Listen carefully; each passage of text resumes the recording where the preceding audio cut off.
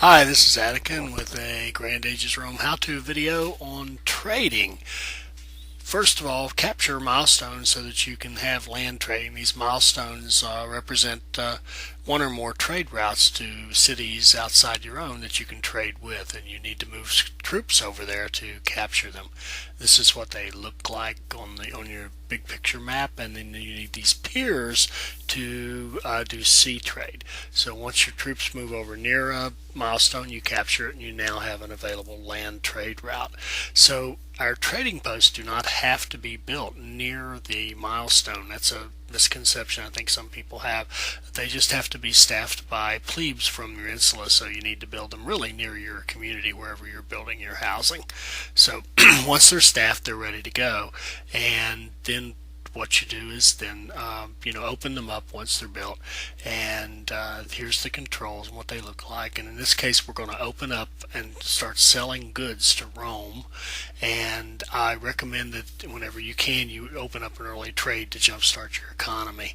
And here's what the controls look like. That green squiggly line there is the open trade route, and you can hit that, and once you do, then all the available items that you could possibly trade show on the bottom of the screen here, and you can go through them and see where you can buy them, where you can sell them, etc.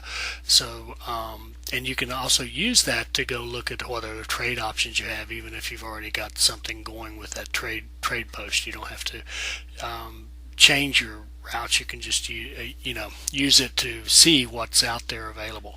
And now you can also have more than one trade route active with any trading partner, like in our case Rome here. We're going to build a second trading post. The first one we traded goods, the second one we're going to hit our start trade routes and select we see we can't do any more goods, so we're going to hit slaves and sell 10 slaves to Rome for a nice profit. So we've got two trade routes going, or two items being traded, and you need one trading post for each item you want to buy, one trading post for each item you want to sell. And you really should get this trade going early. It really does help jumpstart your economy. So and again, you can go review what's out there available for you by looking at the existing trading posts and open them up and kind of clicking through the items to see what's out there. Now we're going to show you how to kind of make some money in a different way. We're going to import linen, turn it into clothing using tailor shops, and then we're going to export the clothing and make a nice profit on it.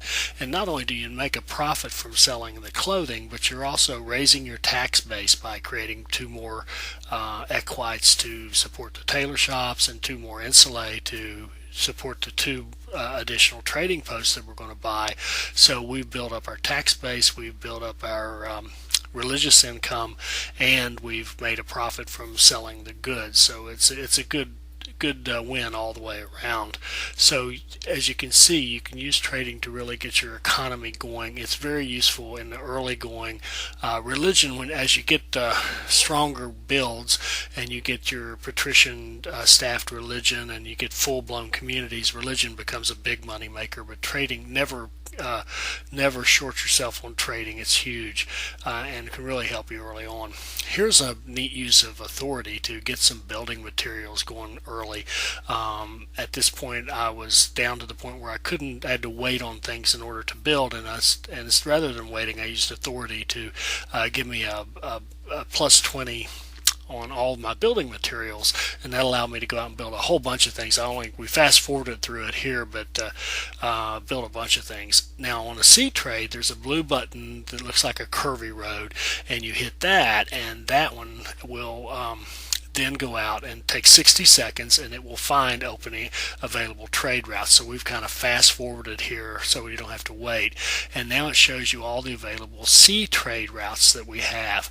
And you can see too here's an example of sort of a little sea trading community built down there just for the purpose of supporting those ports. And sea trades typically come in at higher volume items and higher profits, so it's very good to get it going if you can. And here we're comparing a sea trade for iron to a land trade, and we find that we need a little more iron if we're going to trade by sea. So upgrade our mines to get enough iron production going, and then we can go trade iron to Rome and make a nice tidy profit on selling iron. At second trade route, we could go ahead and hit the seek trade routes now, but what I'm going to do is show you how a lighthouse can even improve that, the seeking of trade routes even more. So anytime that you hit on a, like say on a second port, and you hit that the blue squiggly one, that one, the seek trade route, it's going to find trade routes other than the one you have active. So in our case, we're trading with Rome by sea, so that one would stay with us, but the others might be tossed away for better trade routes. But when you have a lighthouse that's staffed, and we've got to build an equite house here to staff that lighthouse, but when you have a lighthouse in your community or on your map, then the sea routes, the ports will find even better trading routes for you with better volumes, better prices, etc., and more options. So it'll create more trading options for you by having that lighthouse. So now we're going to hit that seek trade routes, and it will go out, and in 60 seconds it will find us a whole new set, and we're going to fast forward and see the results of that. So here's the coming up, here's the results of seeking the trade routes, and you can see, if you think back to what we had prior as options for trading, that now we have a number of other trading partners with other volumes of different volumes of amounts we can sell and buy. So it really opens up a lot of possibilities for you when you have the lighthouse. So hopefully that helped you kind of understand the basics of how to set up trade by land and by sea, and how to use that to get your economy going. Hope you enjoyed this, and I hope it helped.